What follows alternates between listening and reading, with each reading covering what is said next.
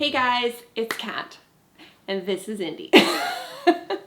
So, in one of my previous videos, I shared with you my story of vulvodynia and my history with chronic vaginal pain. And one thing I get asked about a lot is how this happened and what do I do about it now. If you haven't seen the video, I've linked it here below for you to check out.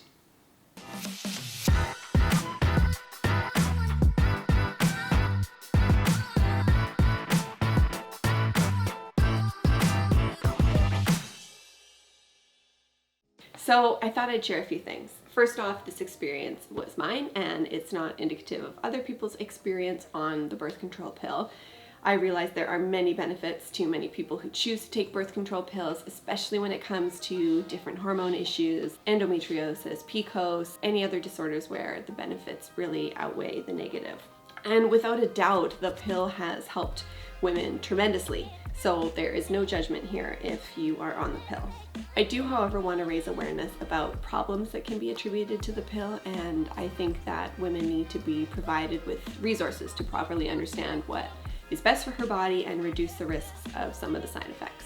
So when I was 16, I didn't know about the risk of autoimmune disease, heart attack, adrenal issues, thyroid dysfunction. I didn't know that over 1 million women on birth control pills are also prescribed antidepressants. I was prescribed the pill way too early. I didn't have my first period until I was 16 years old.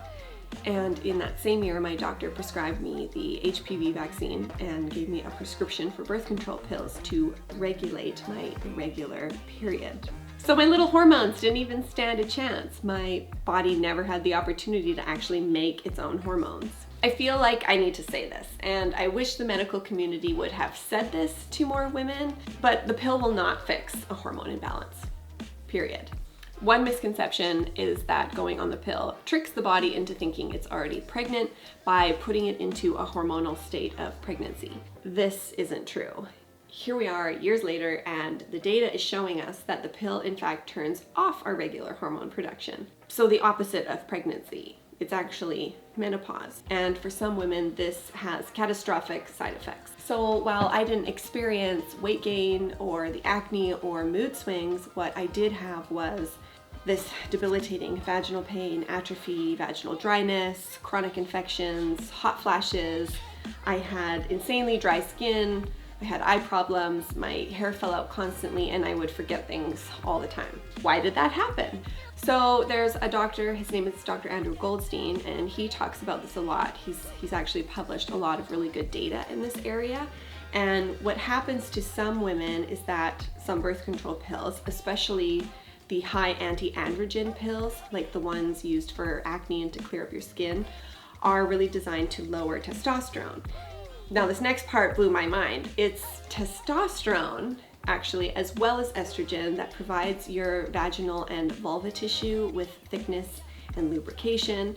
And unlike estrogen, when you come off the pill, testosterone doesn't really come back.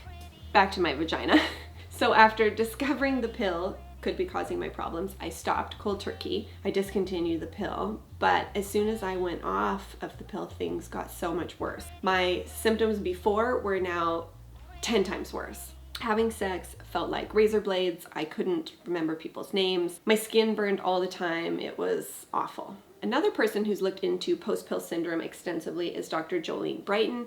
She wrote this book called Beyond the Pill, and she talks about problems women experience while they're on the pill, what happens when they come off, and I really like the way that she explains what's going on with our bodies when we flood our systems with synthetic hormones and why this messes things up in our body when we go off. So things I'm trying now. I am trying compounded bioidentical hormones. It's really hard to get testosterone in Canada, but one thing I've tried that is working really well are hormone creams. I have pretty low estrogen in general, and I've found that this really helps for vaginal issues.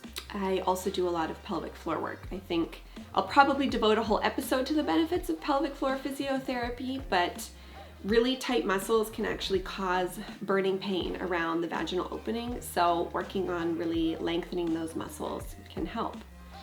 Other things I haven't tried yet are things like Botox injections to release the muscles. I do hear a lot of women say that this can help, but I think if you're interested in this area, or maybe you're struggling with your own experiences on the birth control pill, it would be worth checking out this other woman who's doing a lot of really cool research in the area. Her name is Grigg-Spall. She has a book called Sweetening the Pill, and I'll link it below. I listened to her on my friend Mark Grove's podcast, and she's great. By the way, if you haven't checked out the Mark Grove's podcast, you need to. Mark is one of my dearest friends. You can also find him at Create the Love, and he talks about all things love, relationships, communication. He's great. So, Grigg-Spall.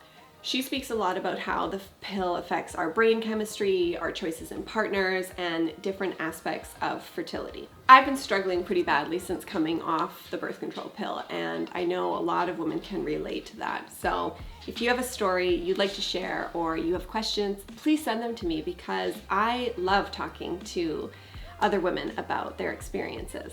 All right, that's it for today. Thank you so much for checking out this episode. I can't wait to share more with you next week.